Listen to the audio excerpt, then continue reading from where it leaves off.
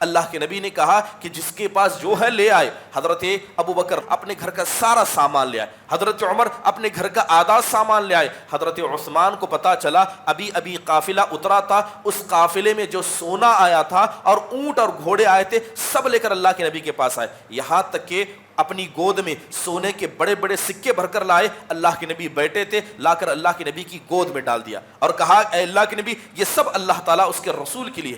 اللہ کے نبی نے زندگی میں کبھی اتنا سونا نہیں دیکھا. آپ سونے کے سکوں کو اٹھاتے, کبھی دائیں پلٹتے کبھی بائیں پلٹتے, اور آپ علیہ الصلوۃ والسلام ہماری خوشی کے کہتے کہ عثمان بن عفان کہ اگر آج کے بعد کوئی بھی نیکی نہیں کرو گے تو انشاءاللہ آخرت میں تم کو کوئی نقصان نہیں ہوگا. اللہ کے نبی بازار میں جاتے تو کہتے کہ لا الہ الا اللہ کہہ دو, عرب و عجم کے مالک بن جاؤ گے. ایک آدمی آپ کو پیچھے سے پتھر مارتا تھا اور کہتا تھا لوگوں یہ جھوٹا ہے, اس کی بات نہ ماننا. یہ کوئی غیر نہیں, آپ کا سگا چچا ابو لہب تھا. کیا اللہ کے نبی نے دعوت کے کام کو چھوڑا؟ بہت سارے لوگوں کو دیکھا جاتا ہے جب اللہ کے دین کی مدد کرنے لگتے ہیں تو کہتے ہیں فلاں آدمی نے مجھے ایسا کہا اس لیے میں نے چھوڑ دیا. یاد رکھیے کسی آدمی کے کہنے سے, کسی کے اعتراض کرنے سے, کسی کے آپ کو پسند یا آپ کو ناپسند کرنے سے دعوت کا دین کا کام کبھی رکنے والا نہیں ہے. دین کا کام ہوگا چاہے آپ کریں یا نہ کریں. اور انسان کبھی جب دعوت کا کام کرنا چاہتا ہے تو لوگوں کی امیدوں کے اعتبار سے نہیں بلکہ اللہ اس کے رسول کو راضی کرنے کے لیے کرے. اللہ کے نبی علیہ الصلوۃ والسلام نے کہا کہ گھبراؤ مت, اللہ تعالیٰ نے مجھے بتا دیا ہے کہ یہ امت کیا ہے جنت میں سب سے زیادہ ہوگی. آپ نے کہا کیا تم کو اس بات سے خوشی نہیں ہوگی کہ اللہ تعالیٰ جنت کو اگر 4 حصوں میں بانٹ دے, جنت کو اگر جنتیوں کو 4 حصوں میں بانٹ دے تو چوتھا پورا حصہ اس امت محمدیہ سے ہو.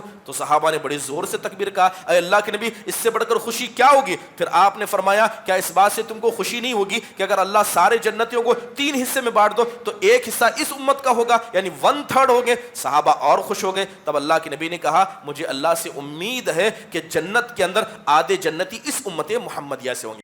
السلام علیکم ورحمۃ اللہ وبرکاتہ.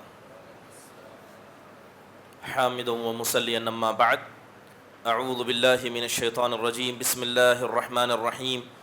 وَيَسْأَلُونَكَ عَنْ ذِي الْقَرْنَيْنِ قُلْ سَأَتْلُو عَلَيْكُمْ مِنْهُ ذِكْرًا إِنَّا مَكَّنَّا لَهُ فِي الْأَرْضِ وَآتَيْنَاهُ مِنْ كُلِّ شَيْءٍ سَبَبًا فَأَتْبَعَ سَبَبًا. محترم حاضرین, یہ سورہ کہف کی قصوں میں سے ایک اہم قصہ ہے جسے ہم ذو القرنین کا قصہ کہتے ہیں. اللہ سبحانہ و تعالیٰ کا ارشاد ہے کہ یہ لوگ آپ سے ذو القرنین کے حوالے سے سوال کرتے ہیں, آپ کہیے کہ ان میں سے بعض ذکر والی چیزوں کو آپ کے سامنے میں بیان کروں گا. انا مکننا لہ فی الارض, بے شک ہم نے ان کو زمین میں طاقت دے رکھی تھی اور ہر چیز تک پہنچنے کا راستہ مہیا کر دیا تھا, لہذا اس راستوں پر وہ برابر چلتے رہے یہاں تک کہ وہ اس جگہ جا پہنچے جہاں پر سورج غروب ہوتا تھا. محترم حاضرین, اگر بات کریں ذو القرنین کے قصے کی, قصہ آپ نے بارہا سنا ہوگا. مختصر سے طور پر قصہ یہ ہے کہ ذو القرنین کے حوالے سے مشرکین نے نبی کریم صلی اللہ علیہ وسلم سے سوال پوچھا تھا, اور یہ سوال انہوں نے یہودیوں سے لیا تھا. لہذا آپ علیہ الصلوۃ والسلام نے کہا کہ میں تمہیں کل بتاؤں گا, مگر آپ نے انشاءاللہ نہیں کہا تھا, جس کی وجہ سے لگاتار 15 دن تک وحی نازل نہیں ہوئی. اور جب وحی نازل ہوئی تو اللہ تعالیٰ نے اس قصے کو مکمل بیان کیا اور کہا کہ انہوں نے جو سوال کیا تھا کہ اس آدمی کے بارے میں آپ ہمیں بتائیں جس نے مشرق سے لے کر مغرب تک کا چکر لگایا تھا, وہ کوئی اور نہیں, وہ ذو القرنین تھے. اللہ تعالیٰ کہتا ہے کہ ذو القرنین کو اللہ تعالیٰ نے کچھ چیزیں عطا کی. ایک تو اللہ نے طاقت عطا کی, اللہ تبارک و تعالیٰ نے قدرت اور ہر چیز کو سنبھالنے اور ہر چیز کو کیا ہے نبھانے کی صلاحیت علم اور قدرت کے ساتھ اللہ نے دی تھی. لہذا یہ چلتے رہے, مشرق سے نکلے مغرب تک پہنچ گئے. اللہ تعالیٰ کہتا ہے کہ یہاں تک وہ اس جگہ پر جا پہنچے جہاں سورج غروب ہوتا تھا. اصل میں ذو القرنین سفر کرتے کرتے مشرق کی ایک ایسی جگہ پر جا پہنچے جہاں پر کالی مٹی تھی, اور اس کالی مٹی کے پاس ایک دریا تھا. وہ دریا اتنا بڑا تھا کہ جب کوئی آدمی سورج کو غروب ہوتے ہوئے دیکھتا تو لگتا کہ وہ سورج اسی دریا میں ڈوب رہا ہے. جبکہ ہم سب جانتے ہیں کہ زمین سے سورج کافی بڑا ہے اور کافی دور ہے، لیکن دیکھنے والا ہمیشہ نگاہ کے دھوکے میں پڑ جاتا ہے۔ تو اللہ تعالیٰ نے اسی نگاہ کے دھوکے کو جس میں انسان مبتلا ہو جاتا ہے قرآن کی آیت میں زینت بخشی۔ اللہ کہتا ہے کہ ذوالقرنین نے جب دیکھا تو ایسا انہیں لگا کہ سورج یہیں ڈوب رہا ہے۔ پھر اس کے بعد جیسے ہی وہ آگے بڑھے تو ایک قوم کے پاس پہنچے، قوم والوں سے کہا کہ تمہارا کیا مسئلہ ہے؟ قوم والوں نے کہا کہ آپ چاہیں تو ہمیں عذاب دیں یا آپ چاہیں تو ہمارے ساتھ احسان کریں۔ تو حضرت ذوالقرنین نے کہا کہ تم میں سے جو آدمی اللہ پر ایمان رکھتا ہے اور اسی طرح اللہ کی ذات پر یقین رکھتا ہے اس کے ساتھ احسان کیا جائے گا، مگر جو آدمی اللہ کے ساتھ کفر و شرک کرتا ہے اسے ہم دنیا کا عذاب بھی چکھائیں گے اور آخرت کے عذاب کے لیے اسے تیار بھی کریں گے۔ اس کے بعد ذوالقرنین آگے بڑھے اور آگے بڑھتے بڑھتے ایک ایسی جگہ پر جا پہنچے، ایک ایسی قوم کے پاس جا پہنچے۔ اللہ تعالیٰ کہتے ہیں کہ اس قوم کے پاس سورج سے بچنے کا کوئی راستہ نہیں تھا، وہاں نہ پہاڑ تھے، نہ وہاں درخت تھے، نہ انہوں نے پکے گھر بنائے تھے، بلکہ بالکل کھلے آسمان کے نیچے رہا کرتے تھے، بغیر کسی سورج کے درمیان حاجز کے رہا کرتے۔ جب حضرت ذوالقرنین وہاں پہنچے تو حضرت ذوالقرنین کو ان کی زبان سمجھنے میں تکلیف ہوئی، مگر اللہ تعالیٰ نے اسباب دیے تھے ایک ٹرانسلیٹر کے ذریعے۔ بعض لوگوں نے کہا کہ اللہ نے ان کو اس زبان کو سکھا دیا، لہذا ذوالقرنین سمجھنے لگے۔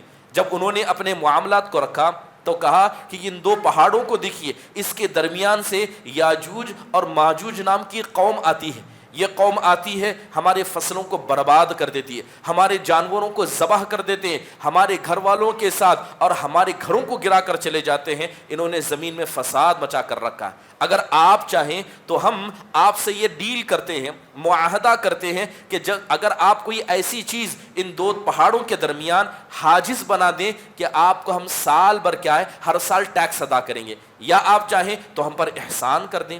جیسے یہ بات ہوئی تو ذوالقرنین نے کہا کہ اللہ تعالیٰ نے تمہارے پاس جو چیزیں ہیں اللہ نے اس سے زیادہ مجھے طاقت عطا کی، لہذا تمہارے سامان کی ضرورت نہیں ہے، کہا کہ تم اپنے آدمی مہیا کرو تاکہ اس کام کو جلدی کیا جا سکے۔ ذوالقرنین اس پہاڑ کے پاس گئے، غور سے دیکھا تو یہاں انہوں نے لوہے کو اکٹھا کرنے کا حکم دیا، دیوار بنائی گئی اور لوہا اکٹھا کیا گیا، اور اکٹھا کرنے کے بعد ذوالقرنین نے کہا کہ اس میں آگ کو لگا دیا جائے۔ جب آگ کو اتنی تپش سے لگایا گیا کہ سارا لوہا پگھلنے لگا تو حکم دیا کہ اس میں نحاس تانبے کو ڈالا جائے۔ جب تانبا لوہے کے ساتھ مل گیا تو دھیرے دھیرے اللہ کے فضل سے ایک مضبوط دیوار بن گئی۔ ذوالقرنین کہنے لگے کہ جب تک اللہ نہیں چاہے گا اس دیوار کو نہ کوئی توڑ سکتا ہے، نہ کوئی اس کی بلندی کی وجہ سے اسے پھاند کر آ سکتا ہے۔ اور قوم والوں سے کہا کہ اللہ کا شکر ادا کرو کہ اللہ تبارک و تعالیٰ نے ان کے شر سے تمہیں بچا لیا۔ یہی مختصر سا ذوالقرنین کا قصہ تھا۔ محترم حاضرین، بات اگر ذوالقرنین کی جائے تو یقیناً علماء کے درمیان اختلاف ہے کہ یہ نبی تھے کہ نہیں تھے، لیکن راجح قول ہے کہ یہ نبی نہیں تھے، یہ عام اللہ کے بزرگ بندوں میں سے اور ایک عادل اور انصاف پسند بادشاہوں میں سے ایک تھے۔ اگر اس قصے سے کچھ فوائد، کچھ نصیحتوں کا ذکر کرے تو اللہ تعالیٰ کہتے ہیں وَيَسْأَلُونَكَ عَنْ ذِي الْقَرْنَيْنِ کہ یہ لوگ آپ سے ذی القرنین کے حوالے سے سوال پوچھتے ہیں۔ پہلی نصیحت اس آیت سے ہمیں جو ملتی ہے کہ دیکھیں کہ اللہ تعالیٰ نے کچھ لوگوں کے ذکر کو باقی رکھا ہے، کچھ لوگوں کی یاد کو تازہ رکھا ہے۔ اب یہ لوگ کون تھے، کیا ان کا نام تھا، کیا کھاتے تھے، کیا پیتے تھے، کیا ان کے پختہ گھر تھے، ان کی اولاد کہاں تھی، اس کا کوئی ذکر نہیں ہے، مگر ان کے نیک اعمال کا ذکر اللہ نے کیا۔ تو پتہ یہ چلا کہ اگر کوئی آدمی زمین میں نیک عمل کرتا ہے تو اللہ ان کی شخصیت کو مٹا دیتا ہے، مگر ان کی یاد کو اللہ لوگوں کے دلوں میں باقی رکھتا ہے۔ یہی وجہ ہے کہ آپ ذوالقرنین یا قرآن کے جتنے بھی قصے پڑھیں، کسی کے بارے میں یہ پتہ چلے گا کہ بڑے بہادر تھے، کسی کے بارے میں پتہ چلے گا کہ بڑے بلند ہمت تھے، کس کے بارے میں پتہ چلے گا کہ پاک دامن تھے، یا کسی بادشاہ جیسے ذوالقرنین کے بارے میں پتہ چلے گا کہ بڑے انصاف پسند بادشاہ تھے۔ تو پتہ یہ چلا کہ انسان کا ذکر، انسان کو یاد تبھی رکھا جاتا ہے جب وہ اخلاق مند ہوتا ہے۔ انسان کتنا مالدار ہو، کتنا خوبصورت ہو، کتنی بھی نیک خدمتیں کرے، اگر وہ اخلاق سے خالی ہے تو لوگ ایسے کو یاد نہیں رکھتے۔ اور اللہ تعالیٰ نے بھی قرآن میں ایسے ہی لوگوں کو یاد رکھا ہے جو لوگ کیا ہے اخلاق کے بڑے بلند پیمانے پر تھے. اللہ تعالیٰ فرماتے ہیں فَأَتْبَعَ سَبَبًا حَتَّى إِذَا بَلَغَ مَغْرِبَ الشَّمْسِ کہ حضرت ذوالقرنین کو جب اللہ تعالیٰ نے ساری صلاحیتیں عطا کی تھی، علم دیا تھا، فوج دی تھی، طاقت دی تھی اور کر گزرنے کی ہمت دی تھی، تو حضرت ذوالقرنین نے ہر اسباب کو اختیار کیا. یعنی جو بھی اللہ نے طاقت دی ہر طاقت کا پورا استعمال کیا یہاں تک کہ مغرب کے آخر تک پہنچ گئے. تو پتہ یہ چلا کہ جب اللہ تبارک و تعالیٰ کسی انسان کو کوئی صلاحیت دیتا ہے اور اس صلاحیت سے وہ اللہ اور اس کے دین کے رسول اللہ اور اس کے رسول کی دین کی مدد کرتا ہے تو اللہ تبارک و تعالیٰ ایسی صلاحیتوں کو باقی رکھتا ہے. اور اللہ تعالیٰ ایسے لوگوں کو پسند کرتا ہے جو اپنی صلاحیتوں کا استعمال کرنا جانتے ہیں. مگر کسی انسان کو اللہ تعالیٰ نے صلاحیت دی ہے مگر اس صلاحیت سے صرف دنیا کماتا ہے یا اسباب اختیار کرتا ہے صرف دنیا کے لیے کرتا ہے تو یقیناً ایسا آدمی اللہ تبارک و تعالیٰ کے یہاں معزز و مقرب نہیں مانا جاتا. محترم حاضرین، ایک اہم بات اس سے ہمیں یہ بھی پتہ چلتی ہے کہ جو آدمی محنت کرتے ہیں اور اللہ کے لیے کچھ کرتے ہیں ایسے ہی لوگ اللہ تعالیٰ کے یہاں باقی رہتے ہیں. ورنہ ہر انسان تو ظاہری طور پر دیکھا جائے خون اور گوشت کا لوتھڑا ہے، اس کے زیادہ کچھ نہیں ہے، مگر انسان جو نیک عمل کرتا ہے وہی اصل ہے. یہی وجہ ہے کہ آپ دیکھیں کہ اللہ تعالیٰ کہتا ہے وَالَّذِينَ جَاهَدُوا فِينَا لَنَهْدِيَنَّهُمْ سُبُلَنَا کہ جن لوگوں نے ہمارے راستے میں کوششیں کی ایسے لوگوں کو ہی ہم نے ہدایت دی. اس کا مطلب یہ ہے کہ کسی کو گھر بیٹھے ہدایت نہیں ملتی. کسی انسان کو صرف اس کی صلاحیت کی بنیاد پر اللہ تعالیٰ نعمتیں نچھاور نہیں کرتا یہاں تک کہ وہ اپنی صلاحیتوں کا استعمال کرے، وہ آگے بڑھے، محنت کرے. یہی وجہ ہے کہ آپ صحابہ اکرام کو دیکھیں کہ صحابہ کے پاس جو کچھ تھا تمام چیزیں انہوں نے اللہ کی خاطر لگائی. کسی کے پاس مال تھا تو صحابہ نے سارا مال اللہ کی راہ میں نچھاور کر دیا. بڑے بڑے بزرگ صحابہ حضرت عبد الرحمن بن عوف، حضرت صہیب رومی، حضرت عثمان بن عفان، بڑے جلیل القدر صحابہ اور مالدار صحابہ، انہوں نے اپنے مال کے ذریعے اللہ کی دین کی خدمت کی. تبوک کا موقع تھا، اللہ کے نبی نے کہا کہ جس کے پاس جو ہے لے آئے. حضرت ابو بکر رضی اللہ عنہ اپنے گھر کا سارا سامان لے آئے، حضرت عمر اپنے گھر کا آدھا سامان لے آئے. حضرت عثمان کو پتا چلا ابھی قافلہ اترا تھا، اس قافلے میں جو سونا آیا تھا اور اونٹ اور گھوڑے آئے تھے سب لے کر اللہ کے نبی کے پاس آئے. یہاں تک کہ اپنی گود میں سونے کے بڑے بڑے سکے بھر کر لائے. اللہ کے نبی بیٹھے تھے، لا کر اللہ کے نبی کی گود میں ڈال دیا اور کہا اے اللہ کے نبی یہ سب اللہ تعالیٰ اس کے رسول کے لیے. اللہ کے نبی نے زندگی میں کبھی اتنا سونا نہیں دیکھا. آپ سونے کے سکوں کو اٹھاتے، کبھی دائیں پلٹتے کبھی بائیں پلٹتے، اور آپ علیہ الصلوۃ والسلام ماری خوشی کے کہتے کہ عثمان بن عفان کہ اگر آج کے بعد کوئی بھی نیکی نہیں کرو گے تو انشاءاللہ آخرت میں تم کو کوئی نقصان نہیں ہوگا. یہ تمہاری نیکی اتنی بڑی ہے کہ اس کے بعد کسی اور نیکی کی ضرورت نہیں ہے. یہ صحابہ اکرام مال تھا تو مال کے ذریعے اللہ کے دین کو طاقت پہنچائے. جن کے پاس مال نہیں تھا، غریب تھے، انہوں نے اپنی جانوں کی قربانی اللہ کے راہ میں دی. آپ دیکھیں بڑے بڑے صحابہ، چاہے حضرت مصعب بن عمیر ہو، حمزہ بن عبد المطلب ہو، یا حضرت عمر ہو، حضرت علی ہو، حضرت عثمان ہو، یہ سارے صحابہ شہید کر دیے گئے. انہوں نے اپنی جان کا نذرانہ اللہ کے سامنے پیش کیا. کتنے ایسے صحابہ تھے نہ مال تھا نہ جسم میں طاقت تھی، جو تھا اہل خانہ گھر والے تھے وہ بھی اللہ کے راہ میں قربان کر دیے. چاہے وہ بات ابو سلمہ رضی اللہ عنہ کی جائے، حضرت عبد الرحمن بن عوف کی جائے، صہیب رومی رضی اللہ عنہ کی جائے. اور کچھ صحابہ جن کے پاس کچھ نہیں تھا، نہ مال تھا نہ جسم میں طاقت تھی اور نہ اسی طرح خرچ کرنے کے لیے گھر والے تھے، تو انہوں نے کیا ہے اپنا وقت اللہ کی راہ میں لگایا. بڑے بڑے صحابہ اکرام، آپ نے اکثر حدیثیں بیان کی جاتی ہیں تو آپ نے حضرت ابو ہریرہ رضی اللہ عنہ کا نام سنا. مکثرین حدیث، سب سے زیادہ جنہوں نے اللہ کے نبی سے حدیثیں بیان کی یہ صحابی ہیں. کتنی بڑی قربانی کہ انہوں نے اپنی زندگی کا سارا وقت اللہ کے نبی کے سامنے لگا دیا. حدیث کے اندر آتا ہے کہ حضرت ابو ہریرہ اللہ کے نبی علیہ الصلوۃ والسلام کے گھر کے باہر پڑے رہتے، چوکٹ کے باہر پڑے رہتے، اور لوگ دیکھنے والے یہ سمجھتے کہ ان کو مرگی کی بیماری ہے، یہ آدمی زمین پر گر کر لوٹتا پوٹتا کیوں ہے. حضرت ابو ہریرہ کہتے خدا کی قسم نہ مجھے مرگی کی بیماری تھی نہ کوئی مسئلہ تھا، بس بھوک کی شدت تھی. کھانا نہیں تھا لیکن اس کے بعد میں یہ نہیں چاہتا تھا کہ بھوک کی حالت میں بھی رزق تلاش کرنے جاؤں اور نبی صلی اللہ علیہ وسلم سے کوئی حدیث مجھے چوک جائے. آپ گھر کے باہر نکلے، کوئی حدیث آپ بیان کر دیں، میں اس کو نہ سن پاؤں. یہ کوئی معمولی قربانیاں نہیں تھی. اور یاد رکھیے یہی وہ قربانیاں تھی کہ جس کے پاس جو تھا اس نے اللہ کو دیا، اس نے رسول کو دیا، اللہ تعالیٰ نے ان کے مقابلے میں اللہ نے ان کا بھی بدلہ دیا. تو پتہ یہ چلا کہ حضرت ذوالقرنین کو اللہ نے جو بھی وسیلے عطا کیے تھے، ہر وسیلے کو، چاہے وہ مال ہو، وہ نفس ہو، وہ طاقت و فوج ہو، اس کا پورا استعمال انہوں نے کیا۔ خود اللہ کے نبی علیہ الصلوۃ والسلام کو دیکھیے، اللہ کے نبی نے کون سا ایسا طریقہ چھوڑا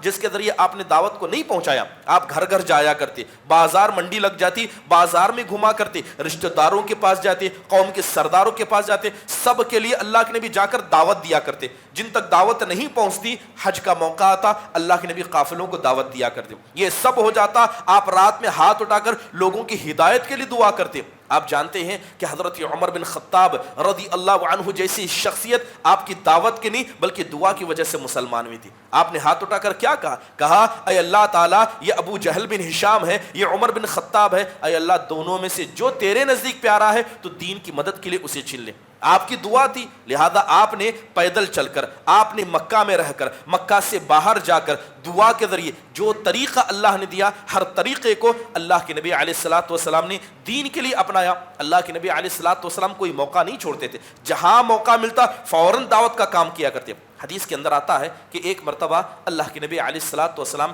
دعوت کی غرض سے مدینہ سے باہر گئے تھے، مدینہ سے باہر گئے۔ جب آپ واپس لوٹ رہے تھے تو آپ گدھے پر بیٹھے تھے اور آپ کے پیچھے ایک صحابی تھے۔ جیسے ہی آپ گزرے تو آپ کا گزر منافقوں کی ایک مجلس سے ہوا، جہاں پر عبداللہ بن ابی بن سلول موجود تھا، جو منافقوں کا سردار تھا۔ اللہ کے نبی نے موقع نہیں چھوڑا، جبکہ وہ نماز پڑھتا تھا، روزہ رکھتا تھا، نبی صلی اللہ علیہ وسلم کے پیچھے رہا کرتا تھا، لیکن آپ کو پتا تھا کہ یہ منافق ہے۔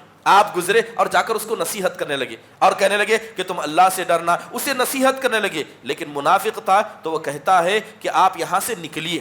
اللہ کے نبی سے کہتا ہے الیک عنی، آپ یہاں سے جائیے، آپ جس گدھے پر بیٹھ کر آئے اس گدھے کی بدبو سے میں پریشان ہوں، آپ یہاں سے جائیے۔ سبحان اللہ، اللہ کے نبی نے اس کی بات سنی، جیسے آپ نے سن کر انسنا کیا، پھر بھی اللہ کے نبی اسے نصیحت کرتے رہے۔ تو پتہ یہ چلتا ہے کہ جب انسان دعوت و تبلیغ کے کام میں نکلتا ہے، جب اللہ کے لیے کچھ کرنا چاہتا ہے تو لوگوں کے چہرے کو نہیں دیکھتا کہ کون مجھے پسند کر رہا ہے، کون مجھے ناپسند کر رہا ہے۔ اللہ کے نبی بازار میں نکل جاتے اور لوگوں سے کہتے قولوا لا الہ الا اللہ تفلحوا تملک العرب والعجم۔ اللہ کے نبی بازار میں جاتے تو کہتے کہ لا الہ الا اللہ کہہ دو، عرب و عجم کے مالک بن جاؤ گے۔ ایک آدمی آپ کو پیچھے سے پتھر مارتا تھا اور کہتا تھا لوگوں یہ جھوٹا ہے، اس کی بات نہ ماننا۔ یہ کوئی غیر نہیں، آپ کا سگا چچا ابو لہب تھا۔ کیا اللہ کے نبی نے دعوت کے کام کو چھوڑا؟ بہت سارے لوگوں کو دیکھا جاتا ہے جب اللہ کے دین کی مدد کرنے لگتے ہیں تو کہتے ہیں فلاں آدمی نے مجھے ایسا کہا اس لیے میں نے چھوڑ دیا۔ یاد رکھیے، کسی آدمی کے کہنے سے، کسی کے اعتراض کرنے سے، کسی کے آپ کو پسند یا آپ کو ناپسند کرنے سے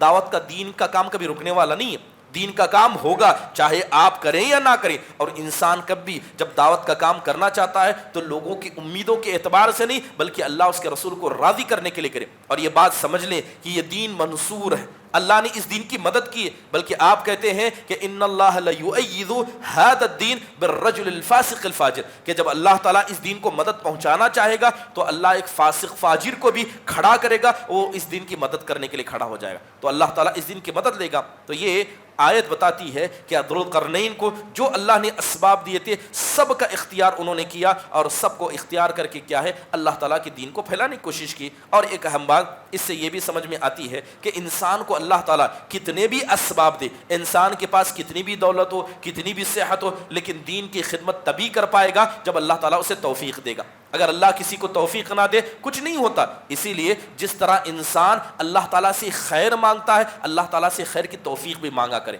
خیر کی توفیق بھی مانگا کرے۔ محترم حاضرین، اس کے بعد آگے جیسی قصہ بڑھتا ہے، اللہ ارشاد فرماتے ہیں وَيَسْأَلُونَكَ عَنْ ذِي الْقَرْنَيْنِ، اے نبی صلی اللہ علیہ وسلم یہ آپ سے ذی القرنین کے مسئلے میں سوال کرتے ہیں، آپ ان سے کہیے کہ ہم ان کے قصے میں سے بعض آپ کو بتائیں گے۔ جب آیت پر غور کریں گے تو ایک طرف اصحاب کہف کا قصہ تھا، ایک طرف ذوالقرنین کا قصہ ہے۔ جب اللہ تعالیٰ نے اصحاب کہف کا قصہ بیان کیا تو اللہ نے کہا نحن نقص علیک من نبئہم، کہ اصحاب کہف کا جو قصہ تھا پورا ہم آپ کو بتا رہے ہیں۔ لیکن جب بات ذوالقرنین کی آئی تو اللہ تعالیٰ نے یہ نہیں کہا کہ ان کا پورا قصہ ہم آپ کو بتا رہے ہیں، بس اللہ نے یہ کہا کہ ہم آپ کو اتنا بتا رہے ہیں جس سے آپ نصیحت حاصل کر سکتے ہیں۔ تو اس کا مطلب یہ ہے کہ ذوالقرنین کی زندگی اور بھی بہت زیادہ تھی، ذوالقرنین نے بہت ساری خدمتیں کی، مگر اللہ تعالیٰ نے صرف اس کا ذکر کیا جس کے ذریعے مومنوں کو فائدہ پہنچ سکتا ہے۔ اب یہاں پر ایک پیاری بات یہ سمجھ میں آتی ہے کہ اللہ تعالیٰ نے جو قرآن میں قصے بیان کیے ہیں یہ قصے کیا ہے؟ اصل میں عبرت و نصیحت کے لیے۔ ذوالقرنین کی زندگی بہت بڑی تھی، ان کی خدمتیں بہت تھی، انہوں نے مشرق سے لے کر مغرب تک جب اتنا لمبا سفر کیا تھا تو کتنی دین کی خدمت کی نہیں ہوگی، لیکن اللہ نے سب کو چھوڑ کر کچھ قصوں کو ذکر کیا اور یہ یاجوج ماجوج کے قصے کو بیان کیا کیونکہ اس میں مسلمانوں کے لیے زیادہ عبرت ہے۔ تو پتہ یہ چلا کہ قرآن میں وہی قصے بیان کیے گئے جو عبرت کے لیے۔ لیکن اگر کوئی آدمی قرآن کی قصوں سے عبرت نہیں لیتا، قرآن کی قصوں کو جس طرح قصے کی کتابیں ہوتی ہیں، کہانی کی کتابیں ہوتی ہیں، اس طرح سنتا ہے، اس کا مطلب یہ ہوا کہ اگر کوئی آدمی قرآن کے قصے کو بیان کر رہا ہے قصے کے انداز میں، سننے والے سن رہے ہیں قصے کے انداز میں، اور لوگوں کو یاد ہے قصے کے انداز میں، تو قرآن کا وہ مقصد حاصل ہی نہیں ہوا جس مقصد کے خاطر اللہ تعالیٰ نے اس قرآن کے قصوں کو نازل کیا۔ اگر آپ میں سے لوگوں کو پوچھا جائے کہ حضرت موسیٰ جو خضر کا واقعہ ہوا تھا کیا آپ کو یاد ہے؟ کہاں کہ ہمیں واقعہ یاد ہے، لیکن آپ سے پوچھا جائے اس واقعے سے نصیحت آپ کو کیا ملتی ہے، اگر یہ آپ کو یاد نہیں ہے تو اس قصے کو یاد رکھنے کا کوئی مطلب نہیں، نہ بیان کرنے کا کوئی مطلب ہے، نہ سننے کا کوئی مطلب ہے۔ لہذا قرآن کی قصوں کو، قرآن کو یہ قصوں کی کتاب نہ سمجھیں۔ اللہ معاف فرمائے، بہت سارے لوگوں کو دیکھا جاتا ہے کہ قرآن کی قصوں کو قصے کے جیسے بیان کرتے ہیں۔ بہت جگہ دیکھا گیا بیان کرنے والے کہتے ہیں یہ پہلا قصہ، یہ دوسرا قصہ، یہ تیسرا قصہ ہے، یہ قرآن کے قصے، اور آگے بڑھ جاتے ہیں۔ قرآن میں اللہ تعالیٰ نے قصے نازل کیوں کیے؟ نصیحت حاصل کرنے کے، لیکن کوئی نصیحت کو بیان کرتا ہے، نہ نصیحت کو سمجھتا ہے، نہ کوئی آدمی نصیحت کو یاد رکھتا ہے، تو اس کا کوئی فائدہ نہیں۔ لہذا جو بھی قصے آپ کے سامنے بیان کیے جا رہے ہیں اس سے نصیحت حاصل کرنے کے لیے قصے یاد کرنے سے زیادہ اس سے نصیحت کو یاد کیا کریں، یقیناً یہی اصل چیز ہے۔ محترم حاضرین، آپ دیکھیں کہ ذوالقرنین کا جو قصہ اللہ نے بیان کیا، جب ہم اس کو پڑھتے ہیں تو یہ تلاوت ہے، یہ قرآن ہے تو یہ تلاوت ہے، گویا یہ زبانی ہماری زبانوں پر بار بار آئے گا، اور اللہ تبارک و تعالیٰ نے اس کو ذکر بھی بنا کر رکھ دیا۔ تو پتہ یہ چلتا ہے کہ قرآن میں اللہ سبحانہ و تعالیٰ نے جتنے بھی انبیاء کا یا بزرگ لوگوں کے قصے بیان کیے ہیں، اللہ تعالیٰ نے تاریخ کے انداز سے بیان نہیں کیے۔ جیسے اگر آپ تاریخ کی کسی ہسٹری کی کتاب پڑھیں تو ہسٹری کی کتاب میں قصے کیسے لکھے جاتے ہیں؟ سب سے پہلے جس آدمی کا قصہ ہے اس کا نام لکھا جاتا ہے، اس کے خاندان کا نام لکھا جاتا ہے، کون سے میں تھا، حضرت عیسیٰ سے پہلے تھا، قبل BC تھا، ساری چیزیں ڈیٹیل لکھی جاتی ہے، اس کے بعد قصہ بیان کیا جاتا ہے۔ قرآن نے یہ طریقہ نہیں اپنایا، قرآن نے قصے بیان کرنے کا طریقہ نہیں اپنایا، سیدھا کہا ذوالقرنین کے تعلق سے پوچھتے ہیں، حالانکہ ذوالقرنین کا نام کیا تھا کسی کو نہیں پتا، حدیث میں بیان بھی نہیں کیا گیا وہ ان کا نام کیا تھا، کب پیدا ہوئے، کیا کھاتے، کیا پہنتے، کچھ نہیں بیان کیا گیا، صرف بتایا گیا وہ جس سے ہم نصیحت حاصل کر سکیں۔ تو بتانے کا مقصد یہ ہے کہ قرآن کے قصے نصیحت کے لیے ہیں، یہ بس سننے کے لیے نہیں ہے۔ محترم حاضرین، اللہ تبارک و تعالیٰ ارشاد فرماتے ہیں فَأَمَّا مَنْ ظَلَمَ فَسَوْفَ نُعَذِّبُهُ ثُمَّ يُرَدُّ إِلَى رَبِّهِ فَيُعَذِّبُهُ عَذَابًا نُكْرًا۔ جیسے ہی ذوالقرنین آگے بڑھے اور پہلی قوم کے پاس پہنچے تو ان لوگوں سے کہا کہ تم میں سے جس نے ظلم کیا یعنی شرک کیا ہم اسے سخت عذاب دیں گے اور قیامت کے عذاب کے لیے تیار رکھیں گے، لیکن جس نے نیک عمل کیا ہم اسے دنیا کا بہتر بھی بدلہ دیں گے اور اس کے لیے آسانی بھی پیدا کر دیں گے۔ تو پتہ یہ چلتا ہے کہ جو لوگ اللہ تبارک و تعالیٰ کی جانب سے ذمہ دار چنے جاتے ہیں، جو قوم کے یا بڑے ہوتے ہیں، وہ ہمیشہ کیا ہے، لوگوں کو سزائیں اتنی دیتی جتنا ان کا حق ہے، اور احسان اتنا ہی کرتے ہیں جتنا ان کا حق ہے۔ اس سے بڑھ کر نہ کسی کو سزا دی جاتی ہے اور نہ ہی اس سے بڑھ کر کیا ہے کسی کو کیا ہے نعمت دی جاتی ہے۔ اب اس آیت پر غور کریں تو ایک پیاری بات پتہ چلتی ہے کہ اللہ تعالیٰ کی کتنی رحمت ہے۔ اللہ کی رحمت کیا ہے؟ اس آیت کے اندر اللہ تعالیٰ نے دو لوگوں کا ذکر کیا، ایک طرف کافر کا ذکر کیا، ایک طرف مومن کا۔ اللہ کہتا ہے کہ کافروں کو ہم دنیا میں دنیا کی سزا دیں گے اور آخرت کی سزا کے لیے ان کو تیار رکھیں گے، لیکن مومنوں کی بات آئی تو اللہ نے کہا کہ ہم دنیا میں ان کو آخرت کا ثواب دیں گے، یعنی جو آخرت میں ان کو ملنا ہے اس کا ثواب دنیا میں دیا جائے گا اور دنیا کی آسانی پیدا کی جائے گی۔ تو گویا مومنوں کے لیے اللہ نے سب سے پہلے آخرت کے ثواب کو چنا اور کافروں کے لیے اللہ نے دنیا کے عذاب کو چنا، کیونکہ کافر چاہ کر بھی آخرت کا عذاب دنیا میں سہ نہیں سکتے، لیکن مومن کیا ہے، یہ دنیا میں دنیا کی نعمت سہ سکتا ہے، مگر اللہ تعالیٰ نے ہمیشہ مومنوں کے لیے آخرت چنی۔ تو پتہ یہ چلتا ہے کہ اللہ تعالیٰ کی رحمت یقیناً بڑی عظیم الشان ہے۔ محترم حاضرین، ایک اہم بات یہاں پر یہ سمجھنے کی ہے کہ جو بھی آدمی ظلم کرتا ہے اللہ تعالیٰ ایسے آدمی کو مٹا دیتا ہے۔ اب اس قوم پر غور کریں کہ جیسے ہی حضرت ذوالقرنین پہنچے تو ذوالقرنین نے صاف کہا کہ جس نے ظلم کیا ہوگا ہم اس کو نہیں معاف کریں گے، اور یہ اللہ کا قانون ہے کہ جو بھی دنیا میں ظلم کرتا ہے اللہ اس کو کبھی نہیں بخشتا۔ ہو سکتا ہے کہ ایک حکومت کافر ہو، ایک گورنمنٹ کافر ہو وہ پھلے پھولے بڑی آگے چلے، لیکن اگر کوئی حکومت کافر ہو اور ساتھ میں ظلم کرتی ہو، اللہ تعالیٰ ظلم کو کبھی باقی نہیں رہ دیتا۔ آپ نے فرعون کا نام سنا ہوگا، فرعون بادشاہ تھا، لوگ اس سے ڈرتے تھے، اس کی سب سے بڑی غلطی یہ تھی کہ اس نے ظلم کو اختیار کیا، لہذا جب اس نے ظلم کو اختیار کیا اللہ تعالیٰ نے اسے قیامت تک کے لیے عبرت بنا دیا۔ اللہ نے کہا اس کے جسم کو ہم باقی رکھیں گے، یہ تمہارے لیے نشانی ہوگا۔ اس کے مقابلے میں نبی کریم صلی اللہ علیہ وسلم کے زمانے میں ہرقل بادشاہ کا آپ نے نام سنا ہوگا، یہ کافر تھا مگر اس کی حکومت باقی تھی، صحابہ بھاگ کر اس کے پاس گئے تھے، اللہ کے نبی علیہ الصلوۃ والسلام کہتے تھے کہ وہ کفر کی حالت میں انتقال کر گیا، یہ ہرقل بادشاہ کی حکومت باقی رہی۔ تو اس کا مطلب یہ ہوا کہ ایک کافر حکومت بھی زمین میں جی سکتی ہے، لیکن جس نے ظلم کیا اللہ تعالیٰ ایسوں کو مٹا کر رکھ دیتا ہے۔ ایسا کیوں ہے؟ کیونکہ اللہ تعالیٰ کی یہ سنت ہے۔ اللہ کیا کہتا ہے؟ یا عبادی انی حرمت الظلم علی نفسی وجعلت بینکم محرما،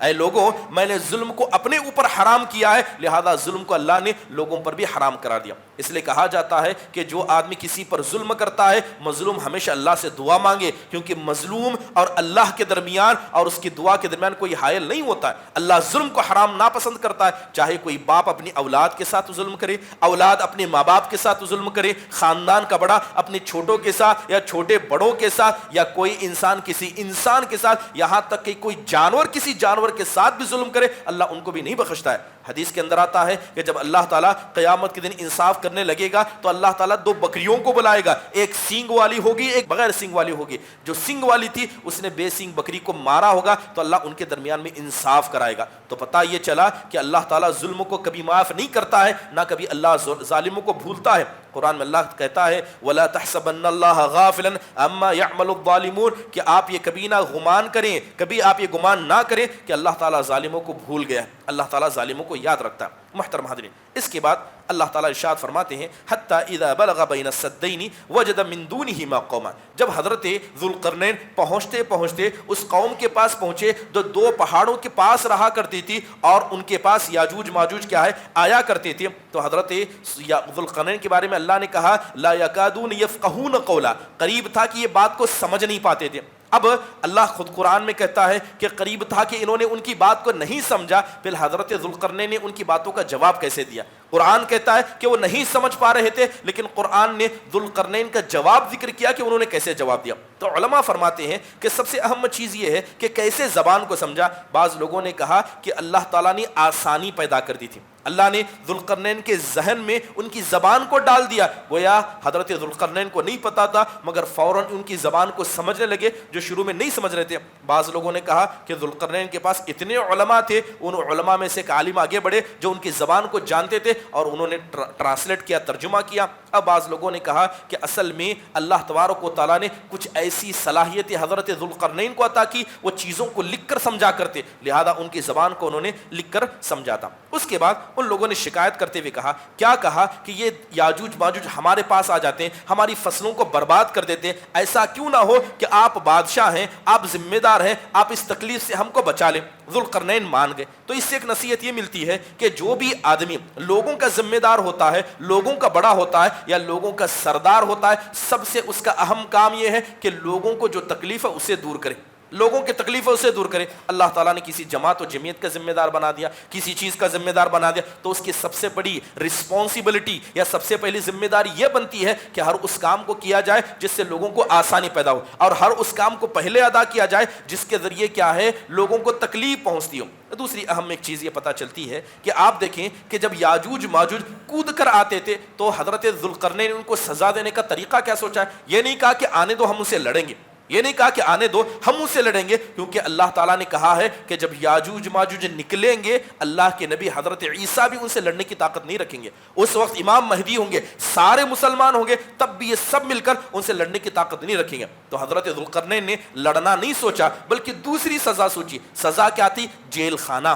کہا کہ جہاں سے آتے ہیں وہیں قید کر دیا جائے، جس دروازے سے گھر سے باہر نکلتے اسی دروازے کو بند کر دیا جائے۔ تو پتہ یہ چلا کہ ذوالقرنین نے ان کو جیل میں ڈال دیا تھا، گویا انہیں قید کر دیا تھا۔ تو پتہ یہ چلا کہ قید کرنا یہ ما قبل سنتوں میں پہلے تھا، کہ پہلے کے زمانے میں سزا کا ایک طریقہ قید کرنا بھی تھا۔ اور یہی وجہ دیکھیں کہ قید کرنا اصل میں ایک نفسانی سزا ہے۔ آپ جانتے ہیں کہ ہر انسان جب جیسے ہی جو بھی آدمی جرم کرتا ہے اسے سزا دی جاتی ہے تو الگ الگ قسم کی سزا دی جاتی ہے, الگ الگ طریقے سے اسے ٹارچر کیا جاتا ہے. جیل کا جو ٹارچر ہے وہ یہ ہے کہ انسان کا اثر اس کے دماغ پر پڑتا ہے. انسان ایسے پیدا ہی نہیں ہوا ہے کہ وہ لوگوں سے جدا رہ سکے, جتنا بھی ہو لوگوں کے بیچ میں رہے گا, لیکن کسی انسان کو الگ تھلگ کر دیا جائے, کسی کمرے میں بند کر دیا جائے, کسی گھر میں بند کر دیا جائے, یہ نفسانی سزا ہے, یہ نفسانی سزا ہے. لہذا ذوالقرنین نے ان کو نفسانی سزا دی اور ان کے گھروں میں انہیں بند کر دیا. اور یہی سزا مشرکین مکہ نے اللہ کے نبی کو بھی دی تھی. آپ جانتے ہیں کہ اللہ کے نبی پر ہر طریقے سے آزمایا,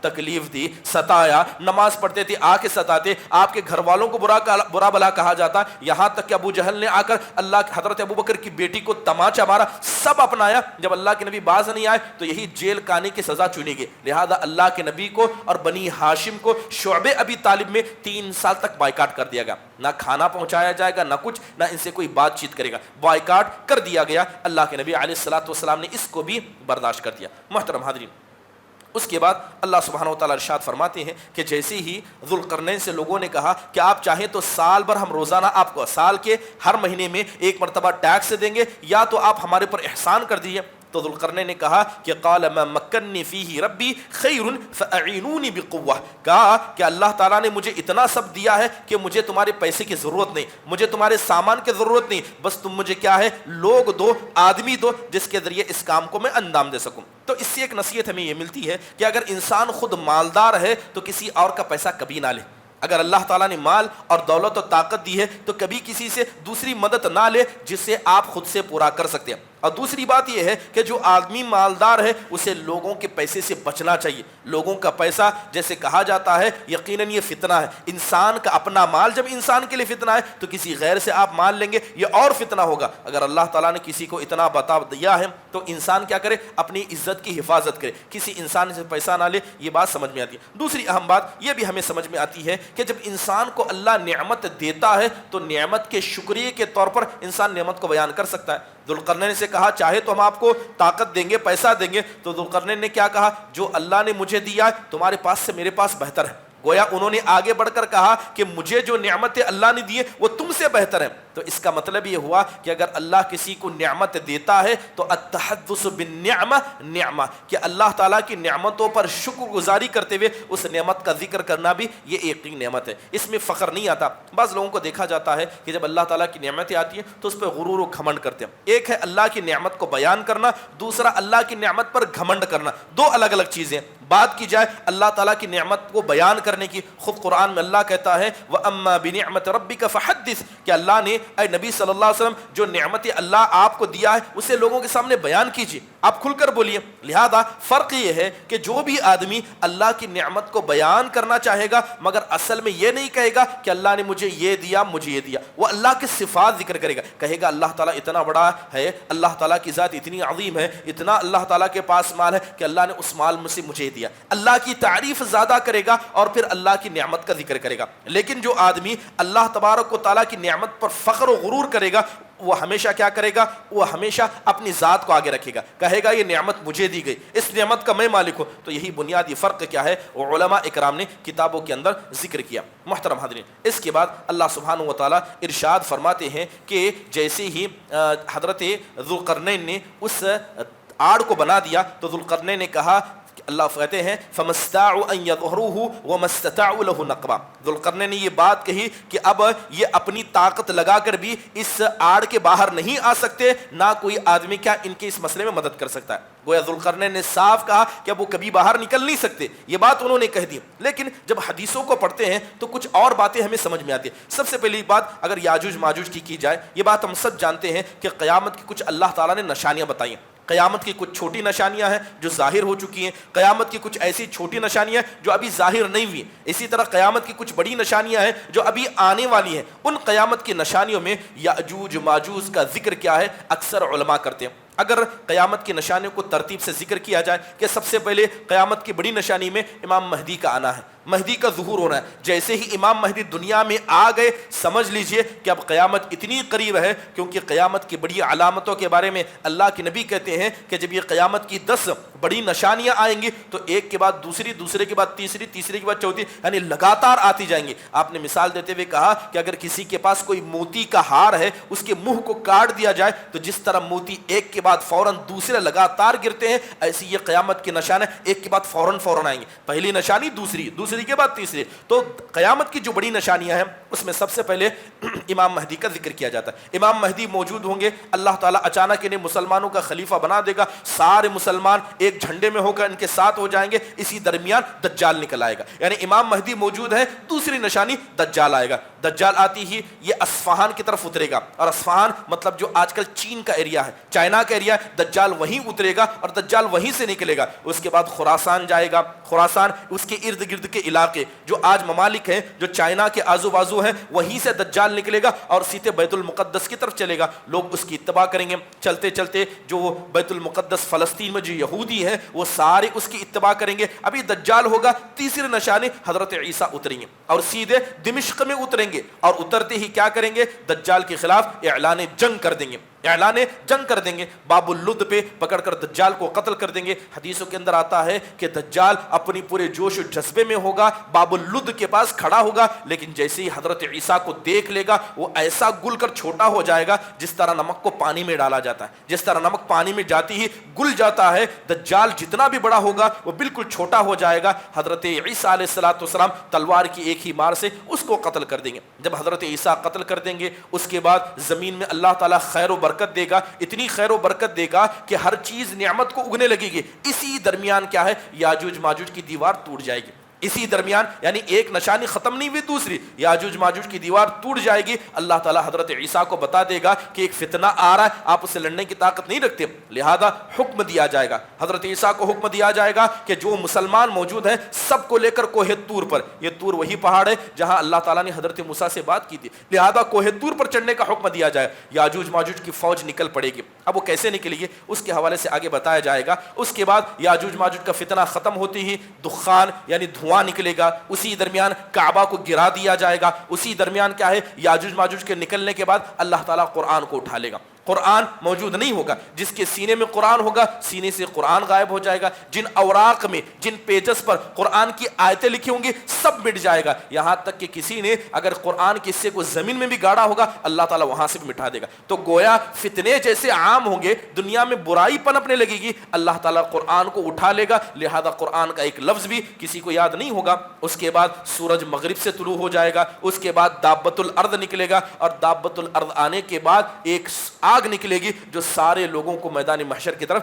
بھگا کر لے جائے گی. محترم حاضرین, یہ قیامت کی اسی طرح ترتیب سے نشانی ہے. علماء کے درمیان اس ترتیب میں تھوڑا سا اختلاف ہے, کسی نے کہا پہلے یہ ہوگا, پہلے یہ ہوگا. بہرحال ابن باز رحم اللہ نے اسی ترتیب کو ذکر کیا. بات کریں اگر یاجوج ماجوج کی, جب یاجوج ماجوج دیوار کو نکلیں گے, اللہ کے نبی علیہ الصلوۃ والسلام کی حدیث ہے یاجوج ماجوج کے حوالے سے بہت ساری باتیں کہتی ہے. ایک حدیث کے اندر آتا ہے کہ حضرت ابو سعید خدری رضی اللہ عنہ کہتے ہیں کہ جب اللہ تعالیٰ نے آدم علیہ الصلوۃ والسلام کو پیدا کیا تو اللہ تعالیٰ نے آدم سے کہا, اے آدم یہ جو تمہاری اتنی اولاد ہے ایک مٹھی اس میں سے اٹھاؤ, اور کہا کہ اس مٹھی کو جہنم میں ڈال دو. کہا گیا اللہ کتنے اٹھاؤں؟ کہا کتنے میں سے کتنے اٹھاؤں؟ کہا کہ ہر 1000 میں سے 99 کو اٹھاؤ اور جہنم میں ڈال دو.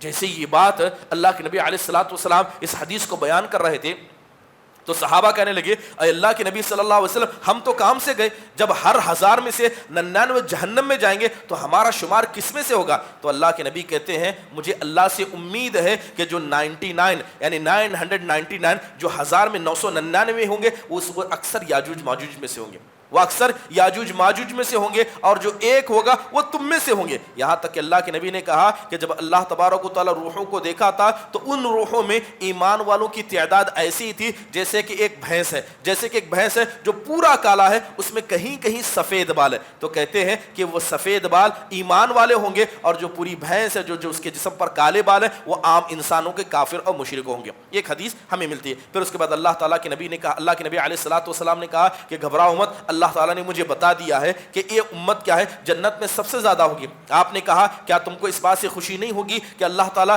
جنت کو اگر 4 حصوں میں بانٹ دے، جنت کو اگر جنتیوں کو 4 حصوں میں بانٹ دے تو چوتھا پورا حصہ اس امت محمدیہ سے ہو؟ تو صحابہ نے بڑے زور سے تکبیر کہا، اے اللہ کے نبی اس سے بڑھ کر خوشی کیا ہوگی؟ پھر آپ نے فرمایا کیا اس بات سے تم کو خوشی نہیں ہوگی کہ اگر اللہ سارے جنتیوں کو 3 حصے میں بانٹ دو تو 1 حصہ اس امت کا ہوگا، یعنی 1/3 ہو گئے۔ صحابہ اور خوش ہو گئے۔ تب اللہ کے نبی نے کہا مجھے اللہ سے امید ہے کہ جنت کے اندر آدھے جنتی اس امت محمدیہ سے ہوں گے۔ اور حدیث کے اندر بیان کیا گیا کہ جب اللہ تعالیٰ جنتیوں کو کھڑا کرے گا تو 120 صف پورے جنتیوں کے بنیں گے، ان میں سے 80 صف اس امت محمدیہ صلی اللہ علیہ وآلہ وسلم میں سے ہوں گے۔ محترم حاضرین، یاجوج ماجوج کا ایک قصہ اس طرح بیان کیا گیا۔ ایک حدیث کے اندر آتا ہے اللہ کے نبی علیہ السلام سوئے تھے، اچانک آپ ڈر کر اٹھ گئے۔ اللہ کے نبی سوئے تھے، رات کا وقت تھا، ڈر کر اٹھ گئے اور آپ علیہ السلام کہنے لگے خدا کی قسم یاجوج ماجوج کی دیوار اتنی کھل گئی ہے۔ آپ نے ہاتھ کا اشارہ کرتے ہوئے کہا کہ یہ جو حلقہ ہے اتنی یاجوج ماجوج کی دیوار کھل گئی ہے۔ پھر اللہ کے نبی نے کہا عرب کے لیے بربادی ہو۔ آپ نے کہا عرب کے لیے بربادی ہو۔ یہ بات سن کر خواتین میں سے ایک نے کہا انہلک وفینا الصالحون، اے اللہ کے نبی علیہ السلام کہ اللہ تعالیٰ ہمیں بھی ہلاک کر دے گا جبکہ ہمارے بیچ میں نیک لوگ ہوں گے؟ آپ کہتے ہیں اذا کثر الخبث، جب خباثت برائی زمین میں عام ہو جائے گی اللہ کا عذاب آئے گا تو نیک اور برے سب کو لے جائے گا۔ محترم حاضرین، اس کے علاوہ ایک بڑی مشہور حدیث آتی ہے کہ اللہ کے نبی علیہ السلام کہتے ہیں کہ جیسے ہی ذوالقرنین نے اس دیوار کو بنایا تھا، روزانہ یاجوج ماجوج آتے ہیں اور اس دیوار کو کریدتے ہیں۔ بعض روایتوں میں آتا ہے کہ وہ اپنے اسلحوں کے ذریعے بہرحال روزانہ دیوار کو کھودتے رہتے ہیں، توڑنے کی کوشش کرتے ہیں، یہاں تک کہ جب سورج کی روشنی ان کو اس دیوار سے نظر آنے لگتی ہے تو کہتے ہیں کہ اس کو ہم کل مکمل کریں گے، ہم اسے کل مکمل کریں گے، یہ کہہ کے چلے جاتے ہیں۔ لیکن اللہ تعالیٰ کا کرم یہ ہے کہ اللہ تعالیٰ اس دیوار کو دوبارہ صحیح کر دیتا ہے، وہ دوبارہ صحیح ہو جاتا ہے۔ یہ کام جب سے ذوالقرنین نے بنایا وہ کام برابر چالو ہے، لیکن جب قیامت کا وقت آئے گا حضرت عیسیٰ دنیا میں آئیں گے، دجال کو قتل کریں گے تو اس دن یاجوج ماجوج آئیں گے، انہیں سورج اس دیوار کے دوسری طرف سے نظر آتا ہوگا تو وہ کیا کہیں گے کہ انشاءاللہ کل ہم اس کو بقیہ حصے میں توڑیں گے۔ جیسے ہی وہ انشاءاللہ کہیں گے اس کے بعد اللہ تبارک و تعالیٰ اس دیوار کو اسی حالت پر چھوڑ دے گا اور دوسرے دن آتے ہی فوراً دیوار کو توڑ دیں گے اور وہ نکل جائیں گے۔ اب نکلنے کے بعد کریں گے کیا؟ زمین میں پھیل جائیں گے۔ بتایا جاتا ہے کہ ان کی تعداد اتنی بڑی ہوگی کہ ایک جھیل کے پاس سے گزریں گے، پہلی فوج گزرے گی تو اتنے زیادہ ہوں گے کہ پانی پیتے پیتے پورا جھیل کا پانی ختم کر دیں گے۔ جب دوسری فوج ان کی آئے گی تو وہ کہیں گے یہاں کبھی پانی بھی تھا کیا؟ پانی کے آثار تو ہیں لیکن پانی تو موجود نہیں ہے، اتنی ان کی تعداد ہوگی۔ حدیثوں کے اندر بیان کیا جاتا ہے کہ جب حضرت عیسیٰ علیہ السلام دجال کو قتل کر دیں گے اللہ حکم دے گا کہ آپ کوہ طور پر چلے جائیں، لہذا زمین میں جو بھی چیز ہوگی ہر چیز کو برباد کرتے ہوئے پوری دنیا کے اندر پھیل جائیں گے۔ بتایا جاتا ہے کہ اگر کوئی دیوار بھی کھڑی ہوگی اس دیوار کو بھی گرا دیں گے، یعنی کسی چیز کو صحیح سالم نہیں چھوڑیں گے، ہر چیز کو ختم کر دیں گے۔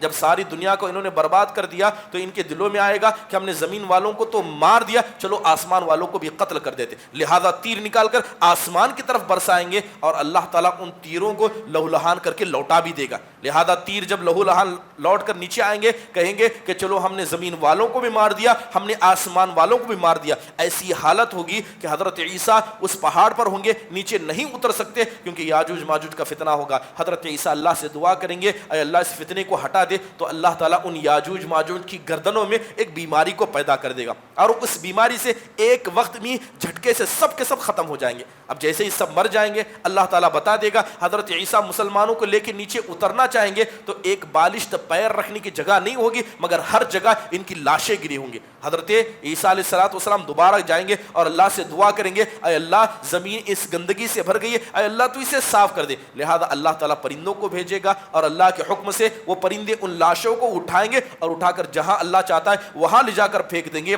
اس کے بعد اللہ ایک مسلدھار بارش نازل کر دے گا جس بارش سے اس خون کی اور ان کے جسم کی گندگی سب کیا ہے زمین سے دھل جائے گی۔ اس طرح اللہ تبارک و تعالیٰ ان کا خاتمہ کر دے گا۔ محترم حاضرین، یہ مختصر سا قصہ ذوالقرنین کا تھا۔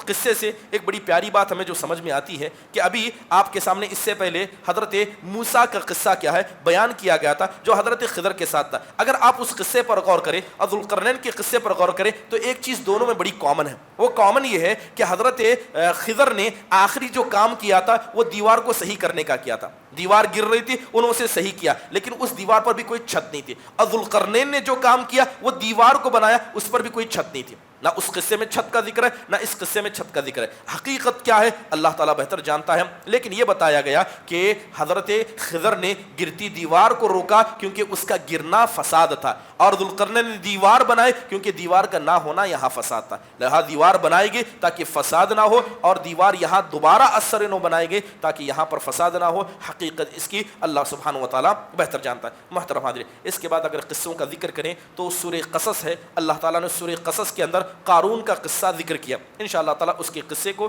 مختصر آپ کے سامنے بیان کیا جائے گا. آپ بات جانتے ہیں قارون کے حوالے سے آپ نے سنا ہوگا کہ قارون کون تھا. قارون یہ بنی اسرائیل میں سے تھا. بنی اسرائیل یعنی حضرت موسیٰ پر جو لوگ مسلمان ہو گئے ان میں سے تھا. اگر تھوڑی سی مختصر حضرت موسیٰ علیہ السلام کی تاریخ پڑھیں تو آپ کو سمجھ میں آئے گا کہ جیسے ہی اللہ تعالیٰ نے حضرت موسیٰ کو نبی بنایا تو حضرت موسیٰ نے کیا کیا, حضرت ہارون کا ساتھ مانگا, کہا اللہ ساتھ دے تاکہ ہم فرعون کے پاس جائیں. یہ دونوں گئے اور فرعون کے پاس دعوت و تبلیغ کا کام کیا. فرعون نہیں مانا, جادو کا معاملہ ہوا, جادوگروں سے حضرت موسیٰ علیہ السلام کا مقابلہ ہوا, جادوگر سب مسلمان ہو گئے. فرعون نے جادوگروں کو قتل کر ڈالا, یہاں تک کہ اس کے بعد حضرت موسیٰ نے بد دعا کر دی, 9 نشانیاں اللہ نے دی, اور انہوں نے فرعون اور اس کے قوم والوں نے کہا کہ آپ اللہ سے دعا کیجئے کہ اللہ اس عذاب سے بچا لے. آخرکار فرعون نہیں مانا تو حضرت موسیٰ علیہ السلام بنی اسرائیل کو لے کر نکلنا چاہ رہے تھے. فرعون کو پتا چلتا ہے کہ حضرت موسیٰ لے کر نکل رہے ہیں تو سارے لشکر کو لے کر فرعون نکل پڑتا. ابھی تک تورات نازل نہیں ہوئی. یہ جتنا قصہ بیان کیا جا رہا ہے تورات ابھی نازل نہیں ہوئی, تورات بعد میں نازل ہوئی, فرعون کے مرنے کے بعد تورات نازل ہوئی. لہذا سارا معاملہ چل رہا ہے, حضرت موسیٰ علیہ السلام بنی اسرائیل کو لے کر بھاگ رہے ہیں. فرعون پیچھے لگ گیا. فرعون کی سب سے بڑی غلطی یہ تھی کہ وہ اکیلا نہیں تھا, ساری فوج کو, جتنے کام کرنے والے جو تھے سارے کے ساروں کو لے کر اپنے محلات کو, اپنے باغات کو, سب کو چھوڑ کر فرعون پیچھے آ گیا. کیونکہ اللہ تعالیٰ چاہتا تھا کہ جن باغات پر تم راج کرتے ہو ایک کافر بھی وہاں نہ بچے, اللہ تعالیٰ سب کو ختم کر دے. حضرت موسیٰ آگے بڑھے, یہاں تک کہ سمندر کے کنارے پہنچے تو کیا دیکھتے ہیں کہ آگے سمندر ہے, بھاگنے کا کوئی راستہ نہیں, اور پیچھے سے فرعون کا لشکر نظر آ رہا ہے. تو ایمان والوں نے کہا انا لمدرکون, کہ اب تو ہم پکڑے گئے. حضرت موسیٰ نے کہا ہرگز نہیں, اللہ میرے ساتھ ہے, اللہ کی ذات پر یقین ہے, اللہ کوئی راستہ نکالے گا, ہم ہرگز نہیں پکڑے گے. فرعون قریب آنے لگا تو اللہ تعالیٰ نے حکم دیا کہ جو عصا آپ کے ہاتھ میں, اس کو زمین پر ماریے, اس کو پانی پر ماریے. جیسے ہی حضرت موسیٰ نے اللہ کی فرما برداری میں مارا, وہ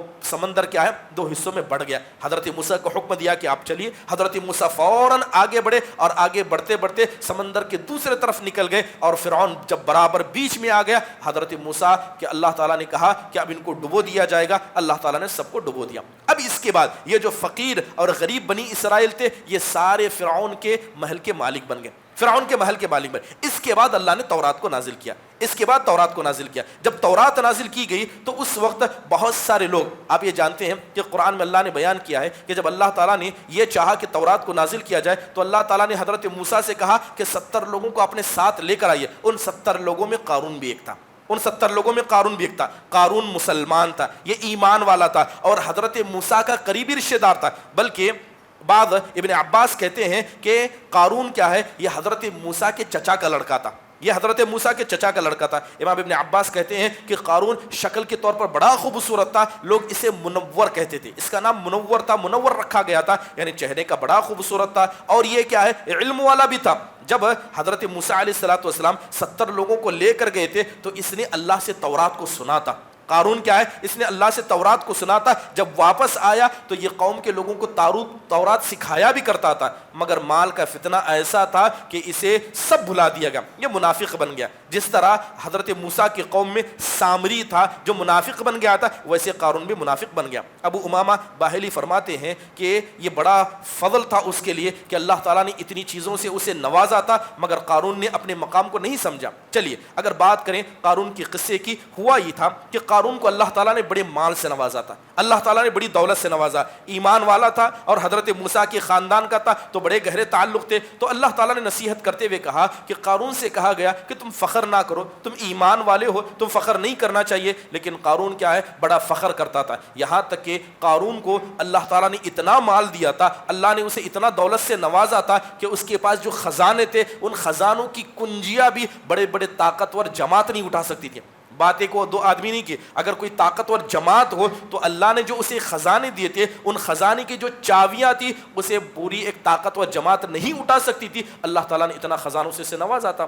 جب وہ ایک مرتبہ کا واقعہ ہے کہ قوم کے پاس نکلا، پوری زینت کو اختیار کرتے، سب سے بہترین لباس سونا چاندی پہنتے ہوئے، اپنے جانوروں کو، اپنے خادموں کو، اپنے ہتھیاروں کو، اپنے تلواروں کو، جو کچھ اس کے پاس تھا سب لے کر اللہ تعالیٰ کے بندوں کے پاس نکلا. اللہ کے بندوں کے پاس نکلا تو جو لوگ اسے دیکھ رہے تھے، جن کا ایمان کمزور تھا، لوگ کہنے لگے کہ کاش اللہ تعالیٰ ہم کو بھی ایسا ہی کچھ دے دے جیسے اللہ نے قارون کو دیا تھا. اور ایمان والے ان کو نصیحت کرنے لگے کہ یہ دنیا کا ساز و سامان ہے، اس سے دیکھ کر تمنا نہ کرو، اللہ نے جو آخرت میں تمہارے لیے رکھا ہے اس کی تم اللہ سے تمنا کرو. یقیناً بڑے شان و شوکت سے نکلا، جیسے ہی نکلا اللہ تعالیٰ کو اس کی چال پسند نہ آئی، جہاں سے چل رہا تھا اللہ نے فوراً اسے زمین میں دھسا دیا. اور یہ زمین میں دھسانا حضرت موسیٰ کی معجزات میں سے ایک ہے، کیونکہ جب آپ جانتے ہیں جب زمین کو دھسایا جاتا ہے تو سب آزو بازو والے سب اس کے اندر چلے جاتے ہیں. لیکن حدیثوں کے اندر بیان کیا گیا جب قارون کو زمین میں دھسایا گیا صرف قارون دھسا، اس کے محلات دھسے، کسی ایک ایمان والے کو اس سے تکلیف بھی نہیں ہوئی.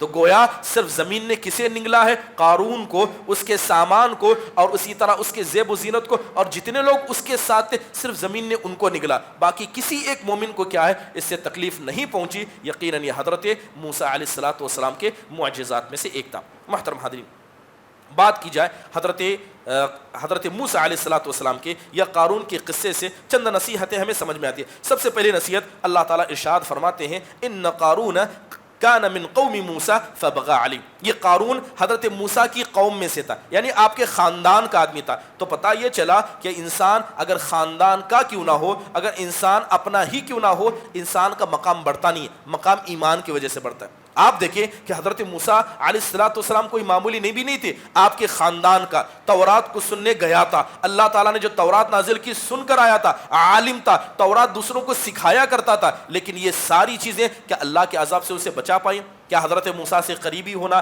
کیا اسے معلم بننا، اس کا عالم بننا، اور اسی طرح اللہ تعالیٰ کا اسے قریبی بنانا کوئی چیز فائدہ نہیں پہنچائی؟ تو پتہ یہ چلا کہ قوم کا ہونا، خاندان کا ہونا، باپ بیٹے کا ہونا، یہ اللہ تعالیٰ کے مسئلے میں کوئی فائدہ کسی کو نہیں پہنچاتا ہے، یہاں تک کہ انسان کا ایمان اسے فائدہ نہ پہنچائے. یہی وجہ ہے کہ لوگ کہتے ہیں کہ کاش ہم نبی کریم صلی اللہ علیہ وسلم کے زمانے میں ہوتے. کچھ لوگ امید کرتے ہیں کہ کاش اللہ کے نبی کے زمانے میں ہوتے. اللہ کے نبی کے زمانے میں آپ کے ساتھ رہنے والے، آپ کے پیچھے نماز پڑھنے والے منافقین میں موجود تھے. اور یہ منافقین کون تھے؟ جنہوں نے اللہ تعالیٰ کے قرآن کو نازل ہوتے دیکھا، جنہوں نے جبرائیل کو دیکھا، جنہوں نے اللہ کے نبی کو دیکھا، جنہوں نے صحابہ جیسے مقدس ہستیوں کے درمیان زندگی گزاری، لیکن پھر بھی ایمان نہیں لا پائے کیونکہ اللہ تعالیٰ نے ان کا فیصلہ کر دیا تھا. تو پتہ یہ چلا کہ کسی کی خاندان کی وجہ سے کسی کا مقام نہیں بڑھتا ہے. کسی کا باپ کتنا نیک کیوں نہ ہو، اگر بیٹے نیک ہوں گے تبھی ان کا مقام ہوگا. یہی وجہ ہے کہ اللہ کے نبی علیہ الصلوۃ والسلام کے خاندان میں ابو لہب کا آپ نے نام سنا. جب اللہ کے نبی پیدا ہوئے تھے تو ابو لہب کو اتنی خوشی تھی کہ اس نے اپنے غلاموں کو آزاد کر دیا تھا اللہ کے نبی کی پیدائش میں. لیکن کیا چیزیں اسے فائدہ پہنچائی؟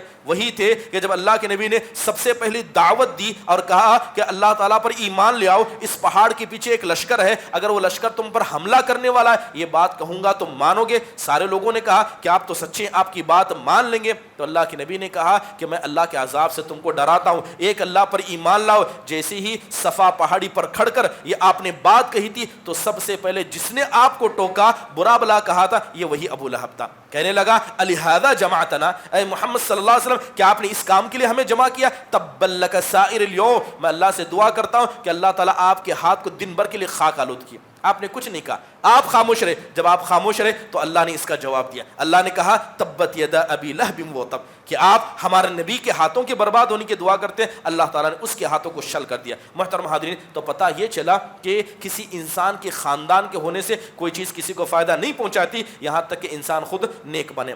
اللہ تعالیٰ فرماتے ہیں فبغى علیہم وآتیناہ من الکنوز، اللہ تعالیٰ فرماتا ہے کہ قارون بڑا نیک انسان تھا، بڑا اچھا انسان تھا، مگر اللہ نے جیسے ہی اسے مال عطا کیا اس مال نے اسے خراب کر دیا۔ مال نے کیا ہے؟ اللہ کے بندوں پر ظلم کرنے پر ابھارا۔ تو پتہ یہ چلا کہ مال کی زیادتی یہ انسان کو اتنا متکبر، اتنا تکبر والا بنا دیتی ہے، وہ کسی کا خیال نہیں کرتا۔ یہی وجہ ہے کہ اللہ کے نبی علیہ الصلوۃ والسلام نے کہا فتنۃ امتی المال، اس امت کا، میری امت کا سب سے بڑا اگر کوئی فتنہ ہے تو مال ہے، اور یہ امت کو مال دیا جائے گا، کوئی بھوکا نہیں مرے گا، جو انسان جتنا حقدار ہے اللہ اس سے زیادہ مال دے گا۔ اور پتہ چلتا ہے قارون کے قصے سے کہ مال اتنا خطرناک ہے کہ ایک نیک انسان بھی کب برا بن جائے کسی کو پتہ نہیں چلتا۔ محترم حاضرین، اس کے بعد اللہ تعالیٰ نے کہا وابتغی فیما آتاک اللہ الدار الآخرہ، اللہ تعالیٰ نے کہا کہ اے قارون، اور اسی طرح کہا گیا کہ جو اللہ تعالیٰ نے تمہیں مال عطا کیا ہے اس مال کے ذریعے آخرت کو چاہو، اس مال کو اللہ کی راہ میں خرچ کرو اور آخرت کا حصہ بناؤ۔ تو پتہ یہ چلتا ہے کہ آخرت کا حصہ مال کے ذریعے صرف اس انسان کو دیا جائے گا جو آدمی نیت بھی رکھتا ہے اور صحیح نیت کی بنیاد پر خرچ بھی کرتا ہے۔ یعنی اگر اللہ نے کسی کو مال دیا ہے، اگر کوئی آدمی واجبی زکوٰۃ دیتا ہے یا نفلی صدقہ کرتا ہے تو ہمیشہ انسان کی نیت درست ہونا ضروری ہے۔ اگر زکوٰۃ بھی دے رہا ہے لیکن دکھانے کے خاطر دے رہا ہے تو ایسی زکوٰۃ قابل قبول نہیں ہوگی۔ زکوٰۃ بھی دے رہا ہے لیکن کیا کر رہا ہے؟ احسان جتا کر دے رہا ہے، اس کی عبادت قابل قبول نہیں ہوگی۔ اس لیے اللہ کے نبی علیہ الصلوۃ والسلام نے کہا کہ انسان چھوٹی نیکی کرے بڑی نیکی کرے، انسان کی نیت صحیح ہونی چاہیے۔ آپ نے کہا انک لن تنفق نفقۃ تبتغی بها وجہ اللہ الا اجرت علیہا حتی ما تجعل فی فی امراتک، آپ نے کہا کہ جو چھوٹا بھی صدقہ، چھوٹی بھی نیکی تم کرو گے اگر اس کے ذریعے اللہ کو راضی کرنا چاہو گے تو اللہ تعالیٰ تم سے ضرور راضی ہوگا۔ آپ نے کہا یہاں تک کہ اگر کوئی آدمی ایک لقمہ اپنی بیوی کے منہ میں بھی ڈالتا ہے اور اس میں وہ اللہ سے راضی کرنا ثواب کی امید رکھتا ہے، اللہ تعالیٰ اس کو بھی صدقہ لکھتا ہے اور اس کے لیے اللہ تعالیٰ ثواب کر دیتا ہے۔ محترم حاضرین، اس کے بعد اللہ تعالیٰ نے کہا کہ قال انما اوتیتہ علی علم عندی، قارون کو نصیحت کی گئی کہ تم فخر نہ کرو، زیادہ خوش نہ ہو۔ تو قارون نے کیا کہا کہ اللہ تعالیٰ نے یہ جو کچھ مجھے مال عطا کیا یہ میرے علم کی بنیاد پر ہے، یعنی میں اس لائق ہوں، جو اللہ نے مجھے دیا ہے میں اس لائق ہوں، اسی لیے اللہ نے مجھے دیا ہے۔ تو گویا اس نے اللہ تعالیٰ کی صریح نافرمانی کر دی۔ تو ایک اہم بات اس سے ہمیں یہ پتہ چلی کہ دنیا کی جو بھی نعمت انسان کو ملی ہے حقیقت میں انسان اس کا حقدار نہیں ہے۔ اگر مال ملا ہے تو آپ اس کے حقدار نہیں ہیں، یہ اللہ کا فضل ہے کہ اللہ نے آپ کو دیا۔ اگر کوئی آدمی اللہ کی نعمت کو اپنا حق سمجھتا ہے، یہ سمجھتا ہے کہ یہ مال اس لیے ملا ہے کہ میں حقدار ہوں، مجھے جسم اس لیے ملا ہے کہ میں حقدار ہوں، مجھے خوبصورت اللہ نے اس لیے بنایا کہ میں حقدار ہوں، تو ایسا آدمی سب سے پہلے اللہ تعالیٰ کا ناشکرا ہوگا۔ بلکہ اگر آپ صحیح سے دیکھیں کہ جو آدمی اسباب پر زیادہ بھروسہ کرتا ہے، اللہ کی ذات کو بھول جاتا ہے، تو یہ اللہ کی ناشکری بھی ہوگی، بلکہ کہیں نہ کہیں یہ شرک اصغر میں آتا ہے، جو دل کے ذریعے انسان کا شرک اصغر ہوتا ہے۔ اگر اس کی ایک چھوٹی سی مثال دو کہ دیکھیے کیسے انسان شرک میں مبتلا ہوتا ہے، انسان کو پتہ بھی نہیں چلتا۔ آپ نے بہت سارے گھروں کے باہر دیکھا ہوگا، گھر کے باہر بڑے الفاظ میں لکھتے ہیں، کیا لکھتے ہیں؟ ھذا من فضل ربی، کیا لکھتے ہیں کہ میرے رب کا فضل ہے۔ کیا مطلب اس کا؟ مطلب یہ ہے کہ جو گھر بنایا گیا ہے یہ کس کی وجہ سے ہے؟ اللہ کے فضل کی وجہ سے۔ اسی انسان کو جا کر پوچھئے کہ ماشاءاللہ آپ نے گھر بڑا اچھا بنایا، تو کہتا ہے صاحب یہ 20-30 سال کی میری محنت ہے۔ کیا کہتا ہے؟ یہ میری 20-30 سال کی محنت ہے، یہ میری محنت کما کر میں نے اپنے بیٹوں کے لیے بنایا۔ گھر کے اوپر لکھتا ہے کہ اللہ کا فضل ہے اور زبان سے کہتا ہے کہ میری محنت ہے۔ یہ شرک اصغر ہے، یہ شرک ہے، یہ شرک اصغر ہے۔ یہ دیا مال اللہ نے، اور مال کس کا ہے؟ اللہ کا ہے، لیکن آپ کہیں کہ میں نے کمایا ہے، یہ میرا ہے۔ یقیناً یہی کام قارون نے کیا تھا۔ قارون نے کہا کہ جو مجھے مال دیا گیا یہ میری محنت کی وجہ سے دیا گیا، اللہ تعالیٰ کو بھول گیا تو اللہ تعالیٰ نے اس کو ایسی سزا دی کہ اللہ تبارک و تعالیٰ نے اسے زمین میں دھسا کر رکھ دیا۔ بات اگر کریں میں پن کی، جسے ہم کہتے ہیں میں ہوں، میرا ہے، یقیناً جانیے جب آپ قرآن پڑھیں گے تو آپ کو پتہ چلے گا کہ جتنے بھی برے لوگ تھے ہمیشہ انہوں نے یہی استعمال کیا، میں ہے، میرا ہے، مجھے دیا گیا۔ جیسے مثال کے طور پر اگر آپ دیکھیں ابلیس نے کیا کہا؟ انا خیر من، میں آدم سے اچھا ہوں۔ اس کے بعد فرعون نے کیا کہا؟ لی ملک مصر، میرے لیے یہ مصر کی بادشاہت ہے۔ اور قارون نے کیا کہا؟ علی علم عندی، کہ جو علم دیا، جو مال دیا گیا یہ میری وجہ سے، میرے علم کی بنیاد پر۔ یعنی جنہوں نے میں کیا اس میں سب سے پہلے ابلیس تھا، فرعون تھا، قارون تھا، یہ سب کرنے والے تھے۔ بلکہ انسان کو یہ کہنا چاہیے جب بھی کہیں کہ گنہگار تو میں ہوں، خطا کار تو میں ہوں، اللہ کا نافرمان تو میں ہوں، لیکن جو یہ کہتا ہے کہ یہ مال میرا ہے، یہ گھر میرا ہے اور سب کچھ کہہ کے اللہ تعالیٰ کی ذات کو بھلا دیتا ہے، یقیناً ایسا انسان کیا ہے، اپنے لیے خسارے کا سودا کرتا ہے۔ اور یہ کس کی روش پر ہے؟ شیطان کی روش پر ہے، فرعون کی روش پر ہے، اسی طرح قارون کی روش پر ہے۔ محترم حاضرین، اللہ تعالیٰ ارشاد فرماتے ہیں فخرج علی قومہ فی زینتہ، جب قارون نکلا تو سارے لاؤ و لشکر کو لے کر پوری زینت کو ظاہر کرتے ہوئے نکلا، تو لوگ تمنا کرنے لگے، کہنے لگے کاش ہم کو بھی ایسا دیا ہوتا اللہ نے جیسے قارون کو دیا۔ تو اس سے پہلی نصیحت پتہ چلتی ہے کہ دنیا کے اندر سب سے عقل مند انسان وہ ہے جو خیرات کرنے والے کو دیکھ کر خیر کی امید لگاتا۔ کسی آدمی کو آپ نے نیک کام کرتا دیکھا تو امید عقل مند انسان کیا کرتا ہے، اے اللہ مجھے بھی ایسی توفیق دے۔ اور دنیا کا سب سے بڑا جاہل وہ انسان ہے جو کسی مالدار کو دیکھ کر کہتا ہے کاش اللہ نے مجھے بھی ایسا مال دیا ہوتا ہے۔ جو آدمی آخرت کو بھول جائے اس سے بڑھ کر دنیا میں کون جاہل ہو سکتا ہے؟ کسی کی گاڑی اچھی لگی، کسی کی گھڑی اچھی لگی، کسی کا گھر اچھا لگا، دنیا کا ساز و سامان دیکھ کر دل میں تمنا کرنے لگا کہ اللہ نے مجھے بھی دے دیا ہوتا۔ ایسا نہیں ہے کہ کسی آدمی کو دیکھا جسے اللہ تعالیٰ نے علم دیا، کسی آدمی کو دیکھا جسے اللہ تعالیٰ نے ہدایت دی، توفیق دی، کسی آدمی کو دیکھا جو صدقہ و خیرات کرتا ہے، کسی آدمی کو دیکھا جو غریبوں کی مدد کرتا ہے، اور دیکھ کر انسان امید کرے کہ کاش اللہ مجھ کو بھی دے تو میں بھی یہی کام کروں۔ تو پتہ یہ چلا کہ جن کی نگاہیں آخرت کے مسئلے میں کمزور ہوتی ہیں وہ دنیا کی امید لگاتے ہیں، اور جن کی نگاہیں آخرت کے مسئلے میں مضبوط ہوتی ہیں وہ آخرت کی امید لگا۔ دوسری اہم بات، اللہ تعالیٰ نے ایسے لوگوں کو ڈانٹا جن لوگوں نے قارون کے مال کو دیکھ کر امید لگائی تھی۔ اللہ نے کہا ایسے لوگ سب کیا ہے، دنیا پرست ہیں۔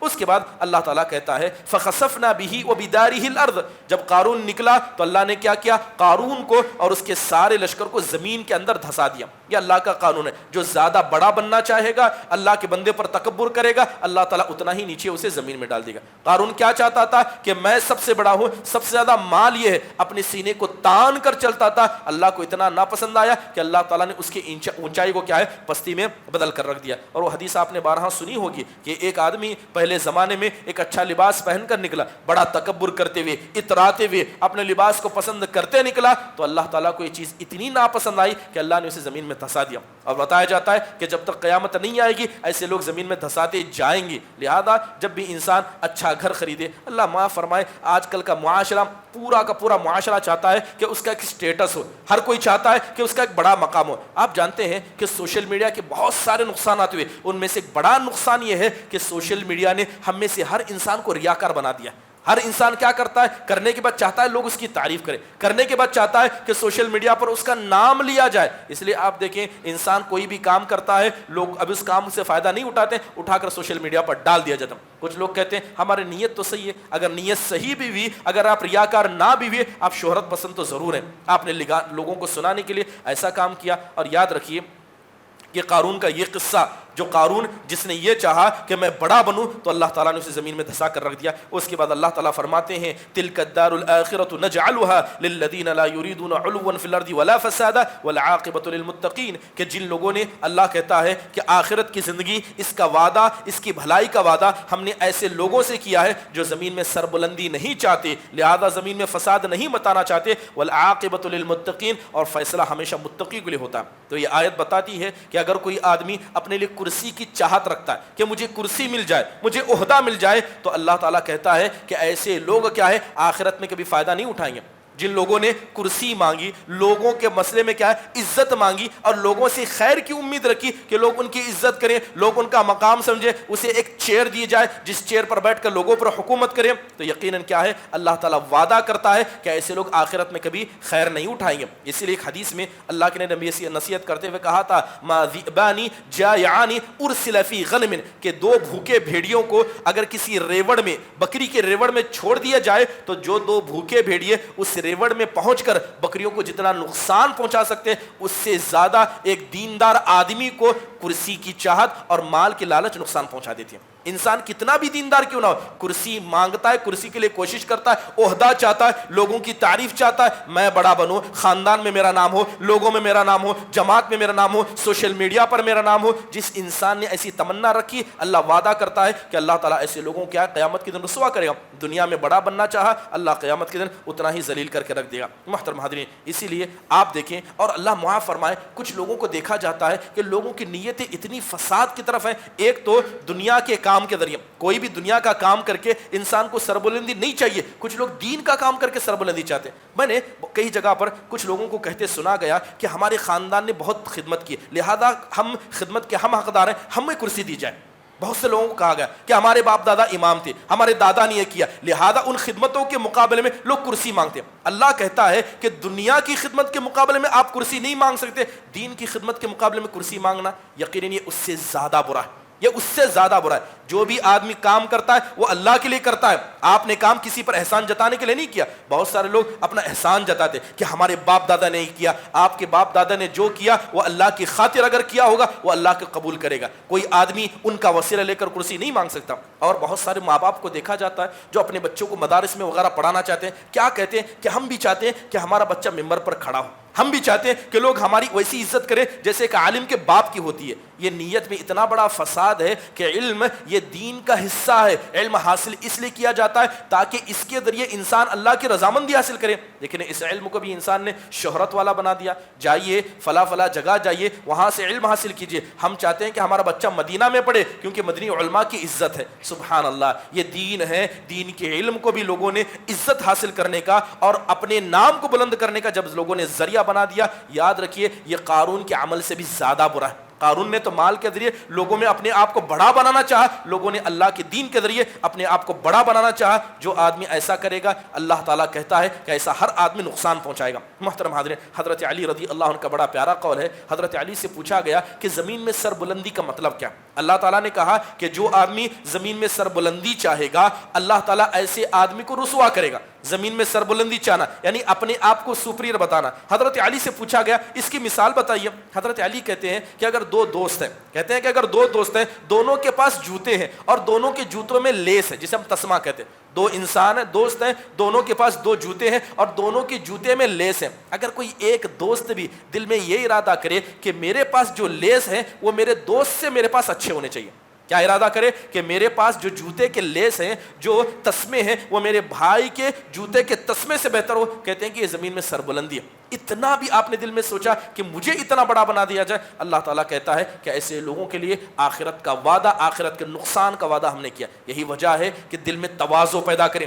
دل کے اندر عاجزی پیدا کریں. یہ دل ایسا ہے کہ اگر آپ اچھائی کو نہیں رکھیں گے وہ دل خالی ہوگا, برائی فوراً آ جائے گی. جس دل میں تواضع نہیں ہوگا اس دل میں فخر بھی آئے گا, غرور بھی آئے گا, تکبر بھی آئے گا, اور دل کی بربادی کے لیے اس سے بڑھ کر کیا ہو سکتی ہے. اللہ تعالیٰ سے دعا ہے کہ اللہ تبارک و تعالیٰ قرآن کے اس طرح کی قصوں کو سن کر ہم سب کو عبرت کو یاد رکھنے اور عبرت و نصیحت کو حاصل کرنے والوں میں سے ہمیں بنائے. آمین. اقول قولی هذا واستغفر الله لي ولكم ولسائر المسلمين من كل ذنب فاستغفروا انه هو الغفور الرحيم. جزاكم الله خير. السلام عليكم ورحمة الله وبركاته.